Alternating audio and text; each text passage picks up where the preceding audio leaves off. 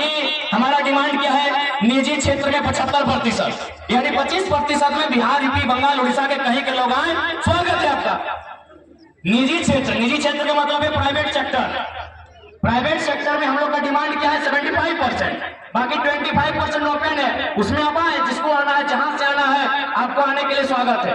हम लोग सरकारी क्षेत्र में क्या मांग कर रहे हैं कि जो हमारा ओबीसी का आरक्षण है उसको थोड़ा इंक्रीज किया जाए और उसको 90% झारखंडियों के लिए। अब सवाल आप करते हैं कि नहीं जनरल में बहुत ज्यादा छूट जाता है, तो वहां भी नियम है कि जनरल 1 और जनरल 2 में परिभाषित किया जा सकता है।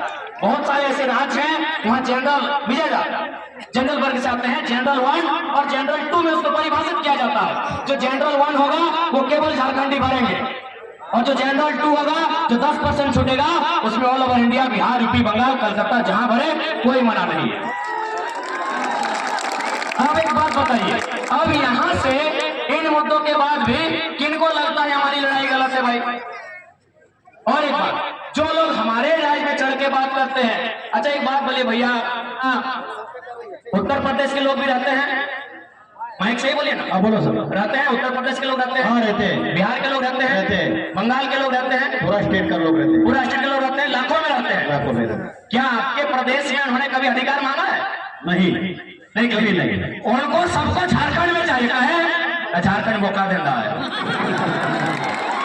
देखिए दादा सामने है, सबको झारखंड में चाहिए, उधर वालों को उधर का हिस्सा चाहिए, इधर वालों को इधर का हिस्सा चाहिए, इधर वालों को इधर का हिस्सा चाहिए, सबको बराबर झारखंड में ही अधिकार चाहिए। उनकी भाषा को भी यहाँ चाहिए, उनके टीचर भी यहाँ होने चाहिए, उनके वकील भी यहाँ होने चाहिए, उनके सब यहाँ झारखंड में होने चाहिए। यही महाराष्ट्र है, महाराष्ट्र में भी लगभग अनुमानित 25-30 लाख के आसपास में यूपी बिहार के लोग रहते हैं, बंगाल के लोग रहते हैं, उड़ीसा के लोग रहते हैं, गुजरात के लोग तो बहुत ज्यादा रहते हैं। और एक बात, आज आपको एक बात क्लियर कहना चाहेंगे, 1960 से पहले आपके महाराष्ट्र का नाम बॉम्बे था, बराबर है भैया, बॉम्बे नाम था। उसके बाद जिस प्रकार हम लोग बिहार से झारखंड अलग करने के लिए मूवमेंट किए, वहां भी एक मूवमेंट हुआ, तो वहां क्या होता है, 1960 में दोनों राज्यों का विभाजन हो गया, बॉम्बे बना गया, एक तरफ महाराष्ट्र और एक तरफ गुजरात। आज जो बंबई नगरी है उसको बनाने में गुजरातियों का बहुत बड़ा योगदान है, उनके व्यवसायियों का, उनके व्यापारियों का, लेकिन आज तक गुजरातियों ने नहीं कहा है कि महाराष्ट्र में गुजराती भाषा को मान्यता मिले। नहीं, कभी नहीं हुआ। आज तक गुजरातियों ने नहीं कहा है कि महाराष्ट्र में गुजराती भाषा को मान्यता मिले। तो फिर ये पड़ोसी राज्य वाले बार बार कहे करते हैं कभी भोजपुरी को मिले, कभी मगही को मिलेगा, कहे मिलेगा भाई? क्यों?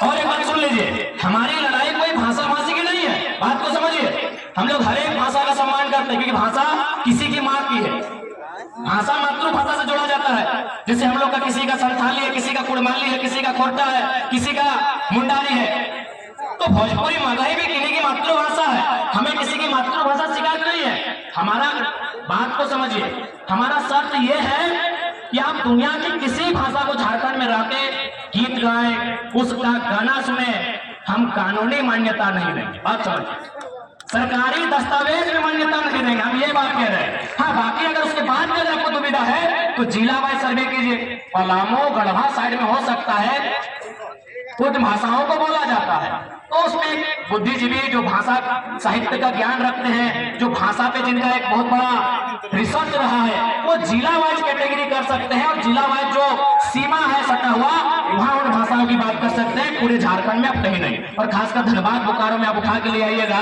उन भाषाओं को जो धनबाद बोकारो में नहीं है, तो ये हमारा दुर्भाग्य है।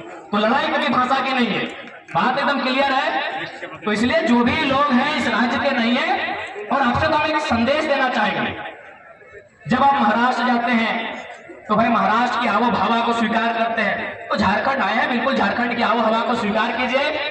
और एक विशेषकर जो अनूप सिंह जी हैं और उनके जो समर्थक हैं, क्योंकि जैसा कि इतिहास कहता है चपरी के सूर्यनारायण महतो ने उनके परिवार को यहाँ बसाया है, तो जैसा कि इतिहास कहता है, उनसे यही कहना चाहेंगे कि यदि आप यहाँ रहते हैं अच्छी बात है, तो जिन लोगों ने आपको जमीन दिया, जिन लोगों ने आपको कोयला का खदान दिया, उन लोगों को नेता मानने में क्या दिक्कत था?